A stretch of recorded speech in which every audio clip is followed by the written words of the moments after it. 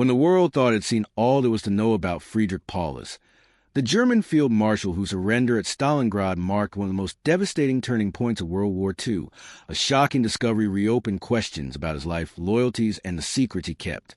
After Paulus's death in 1957, investigators entered his villa in Dresden, expecting the usual relics of a military man: medals, letters, personal notes, perhaps some old maps and photographs. What they found, however, was far more astonishing. Behind a carefully concealed door hidden behind a tall bookshelf in his study, there lay a narrow room filled with stacks of boxes, envelopes bearing Soviet insignia, handwritten notes, and documents dating back to the last days of the war and his captivity. The existence of this room raised immediate questions. Why had it been so carefully hidden? What was so sensitive that it demanded secrecy even decades after the war? The discovery suggested that Paulus's story did not end with surrender, or even with his years in Soviet custody. Instead, it hinted at a life shaped by complex choices, divided loyalties, and interactions with powers far beyond the ordinary reach of a military officer. Investigators quickly realized that these documents were more than personal records. They appeared to be politically sensitive materials, possibly revealing information about German officers, wartime events, or even actions taken by Soviet officials. The document's existence indicated a man who had lived in the shadows of history, one whose thoughts and observations could challenge both official Soviet narratives and post-war accounts of German military actions. For intelligence agencies on both sides of the Cold War, the discovery was a bombshell. It suggested that a figure who had once been a symbol of German defeat and later Soviet rehabilitation still possessed secrets that could alter historical understanding. Over the years, historians would continue to speculate on the contents of the hidden room. Some believe Paulus may have documented secret communications with Soviet generals, while others imagined personal reflections or even evidence of actions that contradicted public stories of the conversion to socialism. Whatever the case, the existence of the hidden chamber demonstrated that history is often far more layered than it first appears, and that the true story of influential figures like Paulus may remain partially concealed for decades. The mystery of what lay within those walls challenged scholars, journalists, and officials alike to reconsider what they knew about the man behind the surrender at Stalingrad, the testimony at the Nuremberg trials, and the years he spent under close surveillance in East Germany. Friedrich Paulus's name is forever tied to the catastrophic Battle of Stalingrad, a battle that transformed the Eastern Front and symbolized the collapse of Nazi Germany's military fortunes. Born in 1890, Paulus was a career officer who rose through the ranks due to his intelligence, discipline, and organizational skill. By the time the German Sixth Army advanced toward Stalingrad in 1942, Paulus had established himself as a meticulous and methodical commander, respected by superiors for his strategic planning.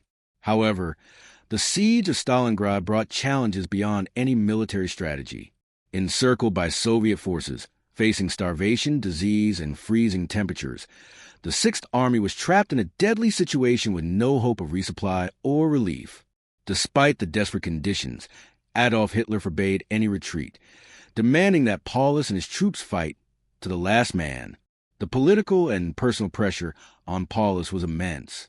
On January 30th, 1943, he was promoted to Field Marshal, a rank that carried with it the grim expectation that he would die honorably in combat rather than surrender. Yet, in a decision that shocked both the German High Command and the world, Paulus surrendered to the Red Army on January 31st, 1943. This unprecedented act made him the highest-ranking German officer captured alive during World War II. In Germany, the surrender was viewed as a betrayal of military honor, while in the Soviet Union, it presented an opportunity. Paulus was no longer just a defeated general. He became a valuable political and symbolic asset, someone who could be studied, questioned, and potentially used to support Soviet propaganda. His surrender changed the course of history. The fall of Stalingrad marked a decisive turning point on the Eastern Front, emboldening Soviet forces and weakening German morale. For Paulus personally, it was the beginning of a complex period in which he would live under careful supervision, both as a prisoner and as a tool in the psychological and political games of the Cold War. His time in captivity was not ordinary imprisonment. Unlike many other German officers, Paulus was treated with a certain level of respect and comfort, a calculated move by the Soviets to cultivate his image and influence. He was surrounded by scholars, military analysts, theologians, and other figures who attempted to reshape his thinking. Over time, he began to reflect on the errors of Nazi leadership, Hitler's interference in military operations, and the broader consequences of the war. However, whether these reflections were genuine or a product of coercion remains a subject of debate. His testimony at the Nuremberg trials, where he described Hitler's failures and military miscalculations, further complicated his image. To some, he appeared as a man who had renounced Nazism. To others, he seemed to act strategically to secure his survival. These tensions in his life demonstrate how even one individual's choices could carry enormous historical weight and provoke long-lasting controversy. After Friedrich Paulus's death in 1957, the investigators assigned to catalog his belongings at the Dresden villa quickly realized that this would not be a simple task. What initially appeared to be the possessions of an elderly former officer, medals, letters, books, and personal mementos, soon revealed far greater complexity. In Paulus's study, behind a tall bookshelf that had clearly been designed to conceal, they discovered a narrow door, locked and carefully sealed with wax. Its hinges were old, and it was clear that someone had gone to great lengths to hide its existence. Behind that door was a cramped room, filled to the ceiling with boxes, envelopes marked with Soviet insignia, maps, and piles of handwritten notes. The sheer volume of material suggested careful, deliberate collection over time, not mere casual storage. Some of the documents dated from 1945, when World War II had just ended, and others reflected years of correspondence with German officers and, possibly, Soviet officials. What investigators realized immediately was that this was not simply a personal archive.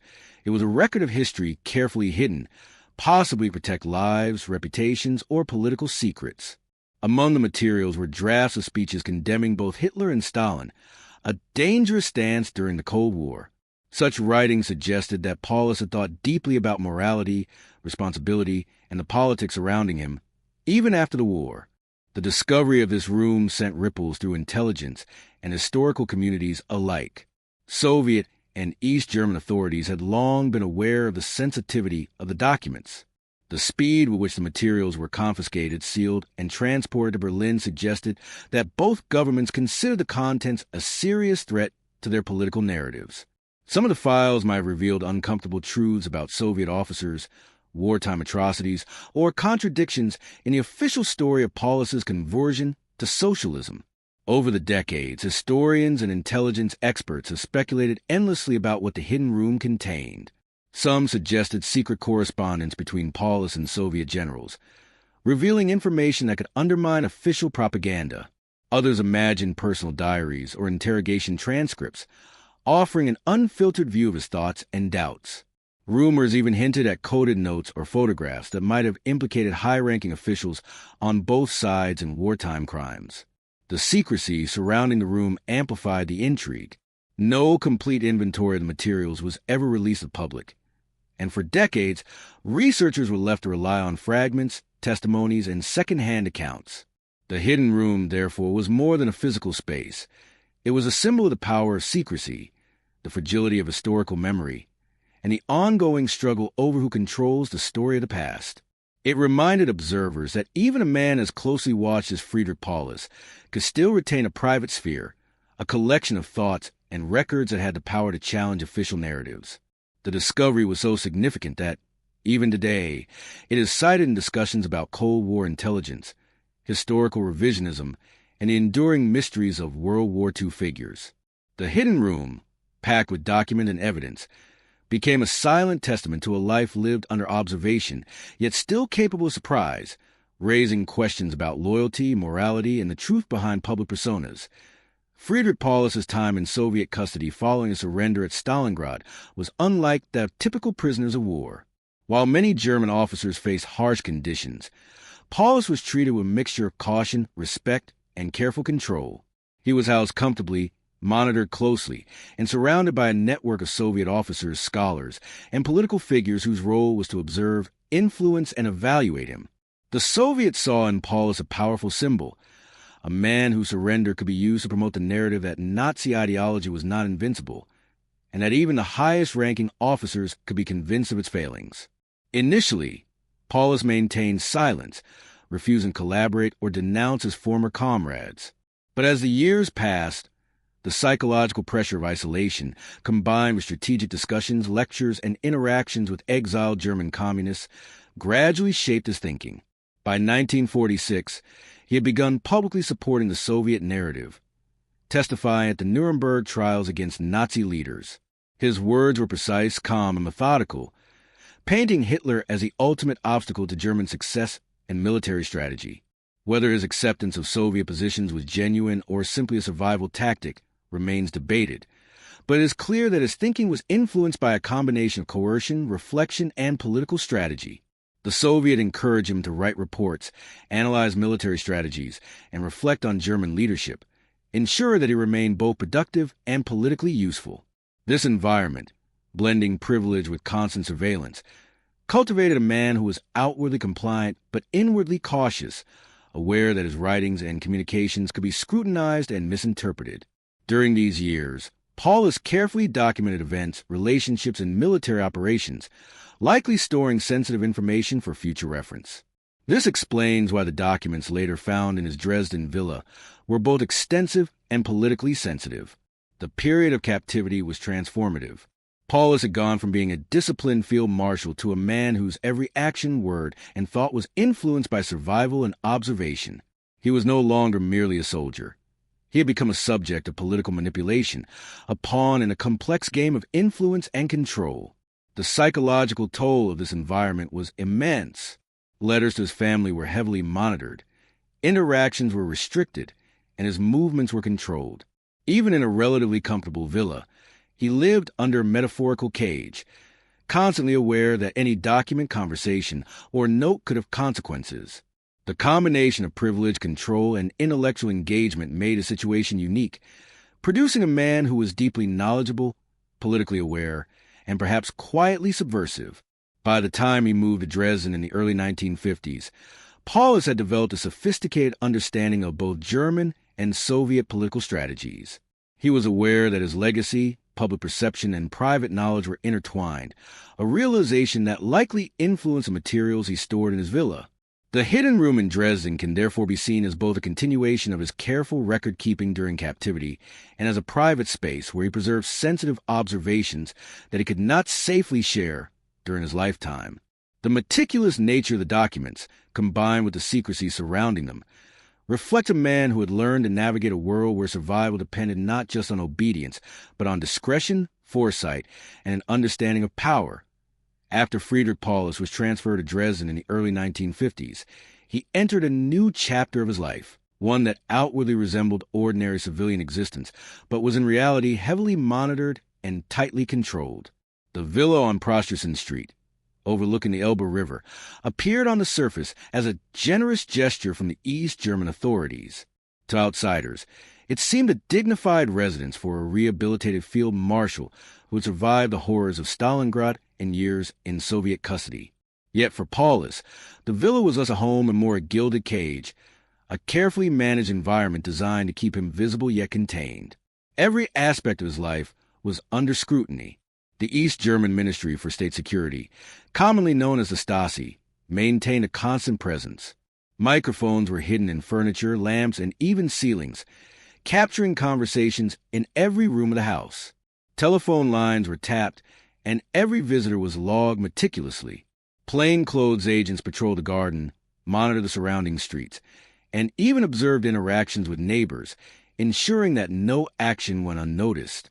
Even seemingly ordinary figures, such as a gardener or local tradespeople, were suspected of reporting back to state authorities. Paulus's daily routine reflected a combination of discipline and survival. He rose early, maintained a structured workspace, and spent long hours writing letters and notes that were rarely sent. Neighbors often observed him walking alone along the embankments of the Elbe, posture erect but movements deliberate and measured, a man outwardly calm, yet internally burdened by the constant awareness of observation. The villa itself mirrored this duality. Its spacious, sparsely furnished rooms contained only a few personal items: a ceremonial saber, a small model of Stalingrad gifted by Soviet officers, and a portrait of Stalin. These objects symbolized the two regimes that had shaped and constrained his life. More than just decoration, they serve as reminders of the delicate balance he had to maintain between public obedience and private reflection. Despite his apparent compliance, Paulus preserved an inner world of thought, writing, and calculation.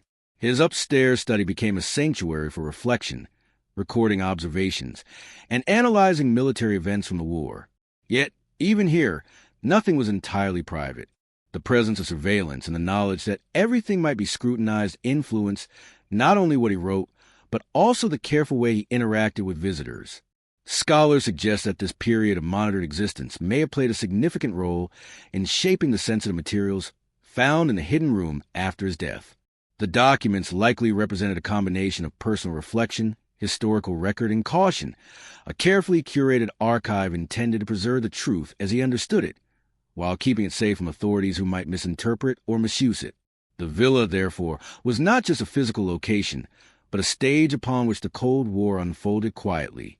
It symbolized the intersection of personal memory, political control, and the ongoing struggle to define narrative and truth. For decades, the villa's existence and the secrecy surrounding it remained largely hidden, fueling rumors among both locals and historians. Accounts describe trucks arriving at night to remove boxes, officials guarding the property long after Paulus's funeral, and the meticulous reassignment of officers who handled his files. To the outside observer, these details may seem like exaggeration, yet the patterns reflect a highly organized and deliberate effort to control knowledge, silence curiosity, and manage historical perception. In this way, the villa itself became a symbol, a monument to surveillance, secrecy, and the tension between personal legacy and political narrative. Even after the fall of East Germany, the villa retained its quiet presence over the Elbe, blending into the city as an ordinary building. But for those who knew its history, it remained a silent witness to decades of control, observation, and the invisible pressures placed on one of the most studied and controversial military figures of the 20th century. The hidden room, filled with sensitive documents and carefully stored secrets, was a final testament to this delicate balance. A private world kept from prying eyes, capable of altering historical understanding if revealed. The discovery of Friedrich Paulus's hidden room in Dresden immediately raised questions about the nature and importance of its contents. Boxes of handwritten notes, letters, and maps were carefully stored behind a bookshelf, some marked with Soviet insignia, others clearly authored by Paulus himself. Among these materials were documents from the final days of World War II, personal correspondence, drafts of speeches, and files detailing military and political matters. What made the collection particularly significant was the apparent sensitivity of its contents. Documents reportedly included reflections on Hitler, Stalin, and the political forces that shaped Europe, as well as personal observations that contradicted official narratives of the time. Some intelligence sources suggested that Paulus maintained correspondence with Soviet generals, revealing information that might have undermined the carefully constructed image of him as a converted socialist. Others speculated that the materials contained evidence of wartime atrocities or decisions made behind the scenes, which neither German nor Soviet authorities wished to make public. The materials were quickly seized, cataloged, and removed to a highly restricted archive in Berlin. Not a single piece was released publicly, and few people outside of high-ranking intelligence officers were ever permitted to see the documents. The speed and thoroughness of the removal signaled the extraordinary political sensitivity of the papers. Historians have since attempted to piece together the contents from fragments, testimonies, and leaked references. Some reports describe personal materials of exceptional state relevance from 1957, the year of Paulus's death, suggesting that the hidden room contained not merely historical records, but potentially explosive political commentary. Theories abound. Some believe Paulus may have been compiling a memoir critical of both Nazi and Soviet leadership, while others propose that he had retained sensitive intelligence learned during captivity. Skeptics argue that rumors were exaggerated as part of Cold War propaganda. Yet the thoroughness of the Stasi's actions, the reassignment of officers who handled files, and the disappearance of archival records point to a level of secrecy consistent with genuinely sensitive material. The absence of the documents today continues to fuel speculation. Did they contain evidence of covert alliances, details of wartime atrocities, or personal reflections that contradicted both German and Soviet propaganda? Or were they simply personal papers that authorities feared might inspire reinterpretation of history? Whatever the case, the materials symbolize the ongoing tension between historical truth and political expediency. The fact that the files were never recovered illustrates how the actions of governments can shape the historical record, controlling which narratives survive and which are buried. For decades, scholars have grappled with the Paulus papers as an unsolved mystery, attempting to reconstruct the implications of collection that may have held answers to questions about loyalty, morality, and the exercise of power during one of the most turbulent periods of modern history. The vanished documents are therefore more than a curiosity. They are a reminder of how memory, politics, and secrecy interact, shaping our understanding of the past while leaving gaps that may never be filled. The discovery of the hidden room in Friedrich Paulus's Dresden villa immediately sparked speculation among historians, intelligence experts, and journalists about the contents of the secret documents. Because the materials were quickly confiscated and removed to highly restricted archives in Berlin, no comprehensive record of what was inside was ever made public. This absence of information created fertile ground for numerous theories, some plausible and some more speculative. One prominent theory suggests that Paulus was secretly compiling a memoir that candidly criticized both Nazi and Soviet leadership. Such a document would have been highly dangerous during the Cold War, as it could have revealed inconsistencies in Soviet propaganda, challenged the portrayal of him as a converted socialist, or exposed errors made by Soviet commanders during the war. Another theory proposes that Paulus's hidden files contained sensitive intelligence gathered during his captivity in the Soviet Union. As a high-ranking prisoner, he had access to information about the Red Army, wartime operations, and perhaps the internal deliberations of Soviet officers.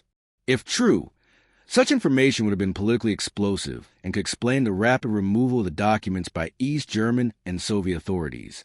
Some speculators argue that Paulus's notes may have included lists of individuals involved in wartime atrocities or secret negotiations during the final stages of World War II. If these documents existed, they would have posed a significant threat to the carefully maintained narratives on both sides of the Cold War divide. A different line of speculation focuses on personal reflections. Some historians suggest that Paulus may have used the hidden room as a private space to process his conscience, documenting his own doubts, fears, and ethical dilemmas during and after the war. Among the documents reportedly found were drafts of speeches condemning both Hitler and Stalin, suggesting a man struggling to reconcile his experiences with his moral understanding of history. These drafts indicate that Paulus was unwilling to fully embrace either extreme of ideology, instead maintaining a nuanced and perhaps dangerous position that authorities on both sides might have wanted to suppress. Other theories involve coded correspondence with former German officers or intelligence contacts, possibly revealing clandestine communications that contradicted the official narratives of the time. Even small notes or photographs could have provided details of Soviet involvement in wartime operations or highlighted actions that would have embarrassed East German authorities. Skeptics argue that some of the more sensational claims were amplified by Cold War propaganda, intended to create intrigue and tension between Western and Eastern audiences. However, the consistency of reports regarding confiscation, reassignment of officials, and deliberate suppression indicates that at least some of the documents held genuinely sensitive material. What is clear is that the secrecy surrounding the hidden room and its contents illustrates the lengths to which governments will go to control information and shape historical memory. Over decades, fragments of references to personal materials of exceptional state relevance have appeared in historical records, but the actual files have never resurfaced. The missing documents continue to be a source of speculation, leaving unanswered questions about what Paulus knew, what he wrote, and how much of his personal record was intentionally erased to maintain political narratives.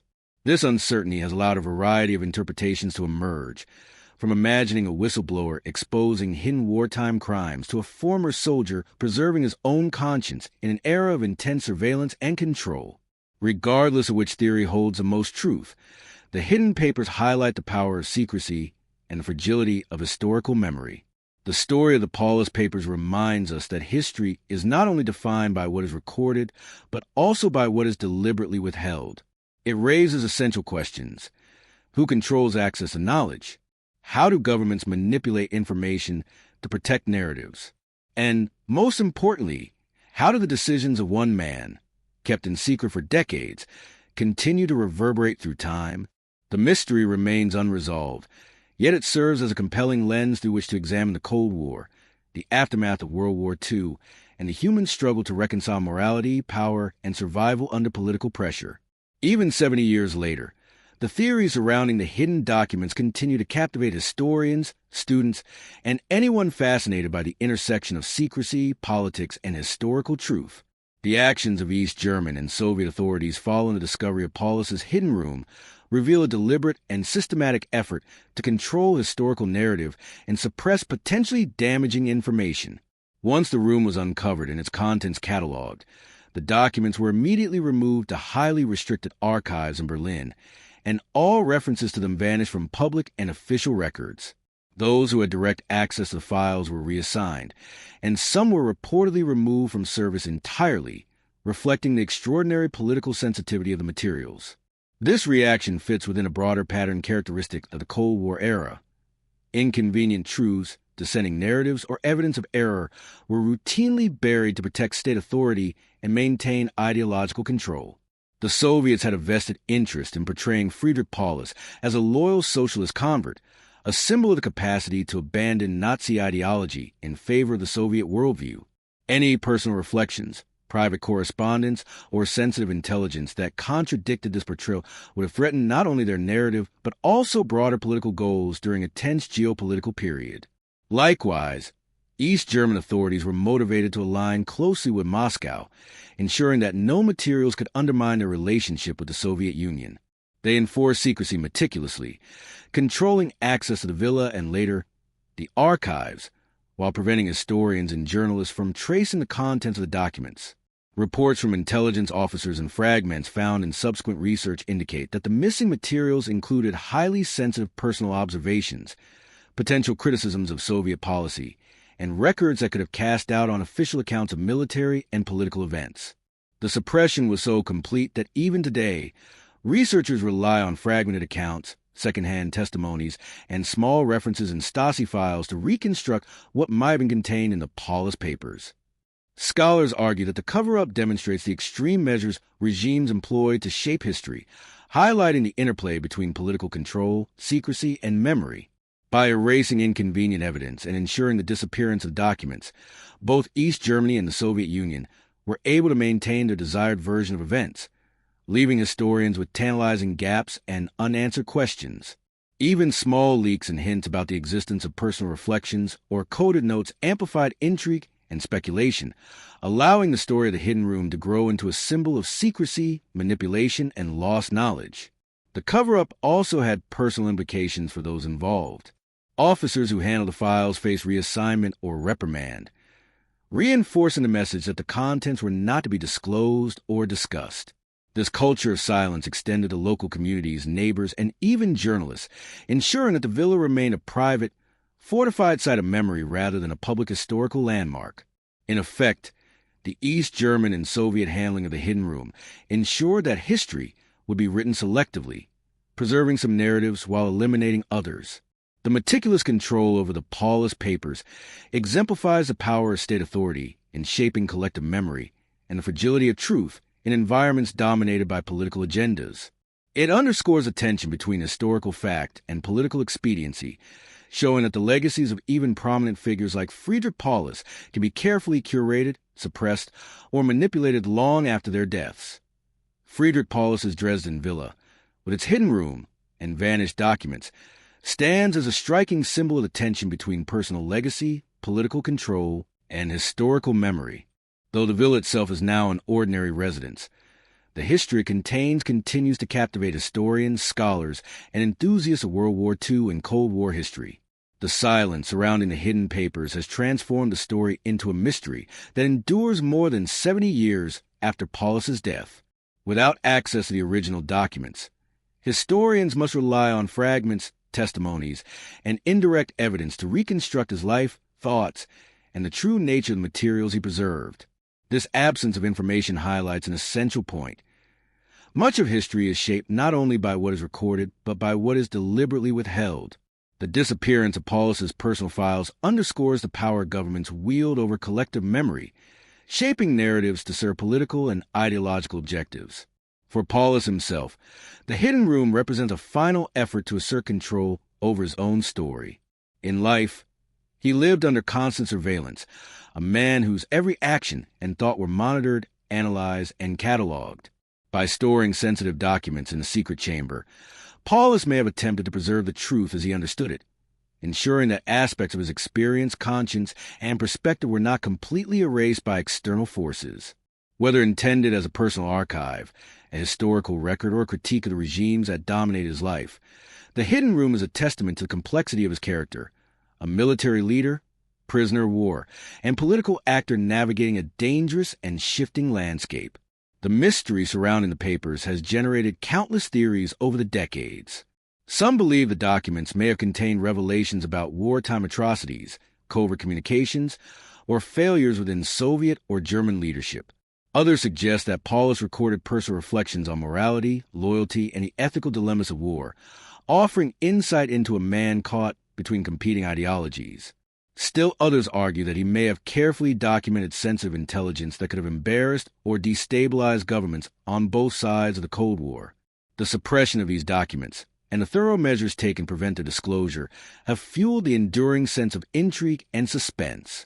Scholars and journalists continue to speculate about what was truly lost and how its release might have altered historical understanding of both World War II and the post-war political landscape. Beyond the content of the papers themselves, the villa embodies the psychological and political dimensions of Paulus's later life. Its fortified walls, constant surveillance, and official oversight illustrate how a man of immense military stature could be transformed into a symbol of control and observation. The villa's story highlights the human cost of political manipulation and the fragility of personal autonomy under authoritarian oversight. Even today, the Prostitution Street residence evokes questions about the balance between public persona and private conscience, between survival and moral integrity. For historians, the villa and its hidden room are reminders of the challenges in reconstructing historical truth, especially when documents are deliberately suppressed or destroyed. They underscore how memory, politics, and ideology can intersect, leaving gaps in understanding that may never be fully resolved. The legacy of Friedrich Paulus, therefore, is twofold. On one hand, he is remembered as the general who surrendered at Stalingrad, a pivotal figure in military history. On the other, he is the keeper of secrets, a man whose hidden archives reveal a layer of complexity that challenges conventional narratives. The vanishing of the documents, coupled with the enduring